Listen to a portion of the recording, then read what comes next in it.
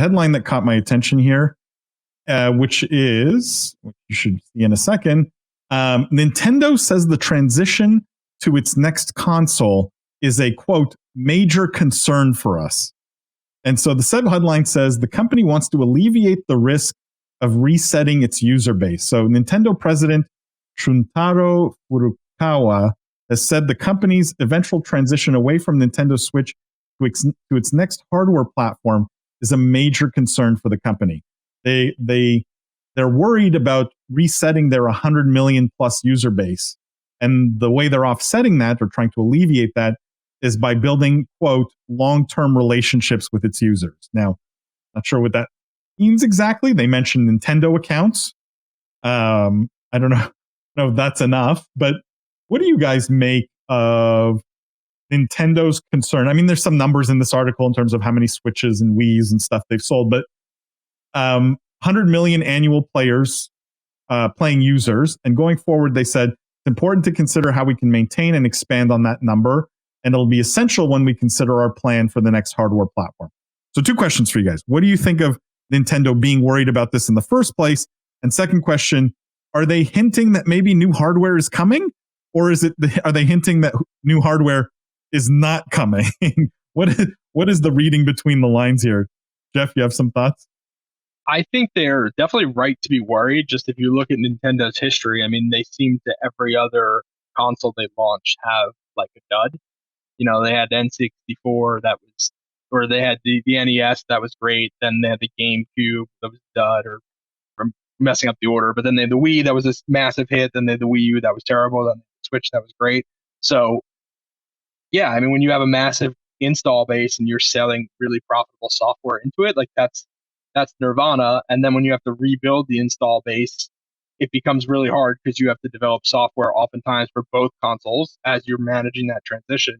And then you have a lot of people that don't switch, and then if the console is not as good, you pretty much just lose everyone. So it's almost like you're building a whole new business every time there's a console cycle. So I don't think having Nintendo accounts gonna change that, but that's why you see a lot more of elongating of the cycles and having like the Switch Pro versus like a whole new console. So. But why does Nintendo specifically have this issue? Like, because that's sort of what you're implying and what this article is implying. Like, Microsoft didn't come out and say, hey, we're really worried if we do a new Xbox that, how are we going to keep our players? Why is Nintendo's hardware cycle different in that sense? Jimmy, Lindsay, Jeff, you have I can't speak to the hardware cycle. To me, this just seems ass backwards. Like, Jeff makes a good point about some of these being duds. But if I'm a gaming company and I have the opportunity to announce a new generation console, these are always traditionally big announcements for their competitors like Sony and Xbox.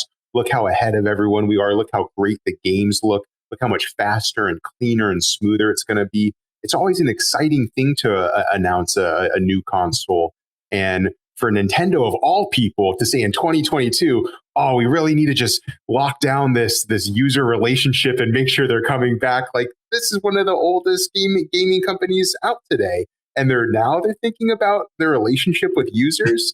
I don't get, this is not uncommon for us to hear coming out of Nintendo's camp because they think about things, I guess, in just a different way. But this isn't what I would expect anything to come out of Sony, anything like this to come out of Microsoft.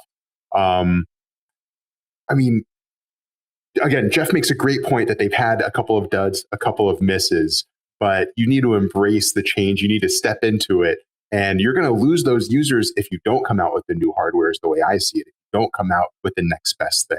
So it's really that should be the opportunity. It shouldn't be this risk of losing what they've built. In technology, the risk is not innovating enough. So again, it just seems so backwards to me. Lindsay, did you know you were in a relationship with your Nintendo account? Of course I did. No, I guess the thing that surprises me the most about this is that when the Switch OLED, when the Switch Pro came out, what a disappointment it was to diehard Nintendo folks, and how the response that I had seen was essentially people begging for more. It's like, give us something new, give us something different. We will buy it. We will come. we're not that excited about the Switch Pro because there's not that many changes. Like, give us changes. And so I don't know exactly what user groups Nintendo is studying. Like Jimmy said, I think that they're trying to be extremely risk averse, but they're actually putting themselves in a hole by not innovating. And I really think that their user base would love something new to buy. So again, I'm not in on their user generated surveys or anything like that. So I don't actually have that information. Maybe they're looking at something completely different than we are. But yeah, just the response from the Switch Pro definitely indicated to me, time for a new console. People are ready. People want it. And then this news, it's like, what? Why do you guys think no one's doing the iPhone strategy for consoles? Right? Because Apple manages to put out a brand new iPhone every single year.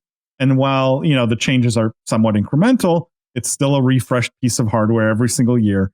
And all the games that ran on my iPhone last year will still run on my iPhone this year, right?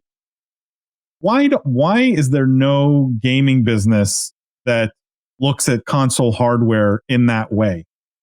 Are you not just describing a PC? Is this you trying to get us to say that PC is the best? No, but I mean, Nintendo could do that, right?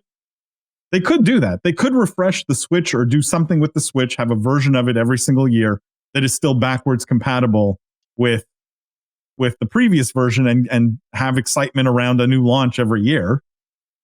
Is it just laziness? Like, what is the business reason in your mind?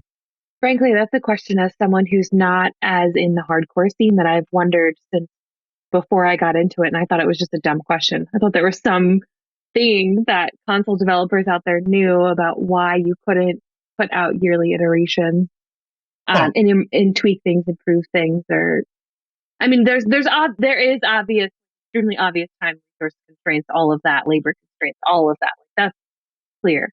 But it seems like there would be ways to tweak or add on things, or even just, Switch had all those problems with the Joy-Cons, like just changing that one element and re-releasing. I don't know. I have always felt like there was room to do that. But that's, again, as someone who doesn't understand the console creation cycle as well as other folks.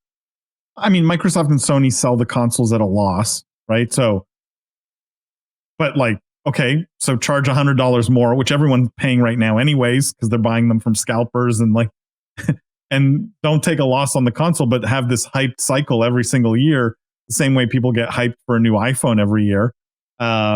Seems weird to me. Chris says, most likely, how many 3DS versions did they release? That's true. But then why has Nintendo fallen off? Right? Like they did used to put out more hardware than they do now. And this article seems to imply that they're just more scared than they've ever been, right? There's more fear than ever at Nintendo because they happened on something good.